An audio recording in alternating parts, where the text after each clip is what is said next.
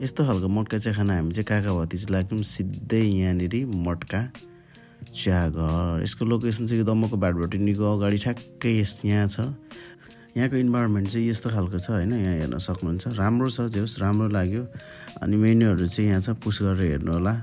What is love भनेर चाहिँ यहाँ अप्सन रहेछ। धेरैले आफ्नो कुराहरू राखेका थिए। अनि यहाँ चाहिँ राम्रो गरेर लेखेको छ, कसैसँग बसेर धक्का खानुभन्दा यहाँ बसेर चिया खानु बेस्ट भनेर। सँगसँगै हामीले चिया मगाएको थियौँ, चिया आइहाल्यो है। अनि त्यस पछाडि चिया चाहिँ टक्क यहाँ आइपुग्यो। अनि काकाभती चाहिँ चेस गरेर चाहिँ चाखिदिउँ न त कस्तो रहेछ भनेर सुरुप्प हाने। अनि यसो चेक गर्दाखेरि चाहिँ दामी लाग्यो। अनि रेटहरू चाहिँ यहाँ हेर्नु, पुस गरेर हेर्नु, भिडियो लामो हुन्छ त्यसले गर्दाखेरि चाहिँ मैले सुई बनाइदिएँ। पुस गरेर मजाले हेर्नु होला।